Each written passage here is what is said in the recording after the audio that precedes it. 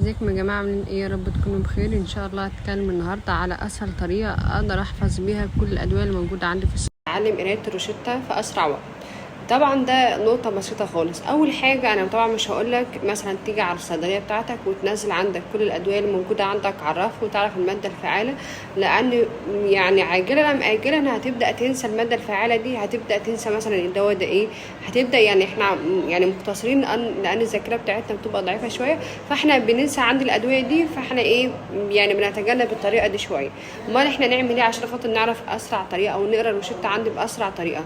اول حاجه انت لازم الطلبيات اللي بتيجي الصيدليه دي، هتبدا تعرف الطلبيه دي، تبدا تحطها عندك في الجهاز وتبدا تدونها وتحط الباركود عليها. تمام، يبقى انا بكون عارفه الطلبيه اللي جايه مثلا، ولكن النهارده من ابن السينا مثلا او من اي شركه مثلا جايه لي، فانا بكون عارفه الطلبيه دي. باخد عندي الادويه اللي بتكون موجوده عندي مع مندوب الادويه، باخد عندي الادويه دي وبحطها عندي على السيستم، وبعد كده برصها مره مع مره. هبدا اعرف الادويه دي استخدامها ايه، هبدا اعرف الادويه دي ايه. هيجي بعد كده هيجي لي روشته مثلا، انا بكون ولكن مثلا عارفه ببذول مثلا. تمام، فانا هاجي مثلا بعد كده انا اللي حاطه ببذول بنفسي، وانا اللي حاطاها، وانا اللي حاطاها وانا اللي حاطاها عندي على الجهاز، انا لسه مطلعاها من الطلبيه بتاعتي.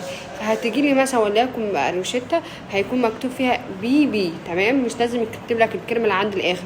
فانا بكون مثلا عارفه دي ببذول، انا بيكون عندي اكبر قدر من الادويه اللي بيكون موجوده عندي في النت. تعالوا النهاردة أعرفكم ازاي تجردوا طلبية وتدخلوها على الجهاز بطريقة سهلة. أول حاجة بتفردوا الطلبية عادي جدا، بتحطوا الأصناف المتشابهة فوق بعضها. تاني حاجة بنبص على الكميات ونتأكد منها. بعد كده بنبدأ نجرد الإكسباير، وليكن مثلا هنا الإكسباير 9/26، يبقى 9/26.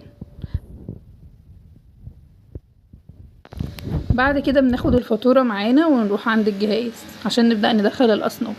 نضغط على علامة الزائد وندخل أول صنف بنكتبه. بعد كده بيظهر لنا طبعا الصنف بالتركيزات بتاعته. أول حاجة بنتأكد من السعر، لو السعر تمام خلاص، لو متغير لسعر جديد بنغيره.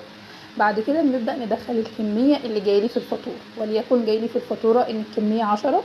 نروح عند العبوة هنا وندخل الكمية اللي مكتوبة في أول خانة. بعد كده نضغط انتر لحد ما نروح لخانة الخصم وندخله برضو من الفاتورة. بعد كده بنروح لخانة الاكسباير، والاكسباير ده انا اوريدي خدته من على العلبة حطيته في الفاتورة، بدخله برضو وافضل اضغط انتر واقارن الاجمالي اللي في الفاتورة بالاجمالي اللي عندي على الجهاز عشان اتأكد ان انا ماشية صح. بعد كده على طول بنروح نختار المخزن او الشركة اللي احنا طالبين منها. بعد كده بندوس F9 عشان نقفل الفاتورة ونختار طباعة باركود ونطبع الباركود. بعد ما بنلزق الباركود بنتأكد واحنا بنرص بقى من كل حاجة. يبقى انا لما بعرف عندي الطلبيات او بعرف عندي الادويه من الطلبيات، وبعرف عندي في الروشته بتاعتي موجود فيها التخصص بتاع الدكتور، بقدر اتعرف بعد كده عندي على الادويه بتاعتي وبقدر اطلعها عندي من الصيدليه بكل سهوله. يبقى نقطتين مهمين، هو الطلبيات، وتاني حاجه هو تخصص الدكتور عندي الموجود عندي في الروشته، هيتيح لي اكتر ان انا اعرف استخدام الادويه بتاعتي. يعني مثلا ولكن لو دكتور اطفال، فانا الدكتور الاطفال ده مش ينفع اكتب له مثلا، مش ينفع اكتب تابلت او ينفع اكتب راس، فبالتالي هيكتب مثلا سيرب، هيكتب مثلا ادويه شرب. فانا بكون عارفه طالما ادويه شرب يبقى انا مثلا اكون عارفه مثلا كتافلاي، وليكن يبقى هي ولا كتافلام ولا اي حاجه تانية، هي مثلا كتافلاي. وفي الاخر الدكاتره ما ننساش نعمل لايك وسبسكرايب، واستنوكم في الفيديوهات الجايه ان شاء الله.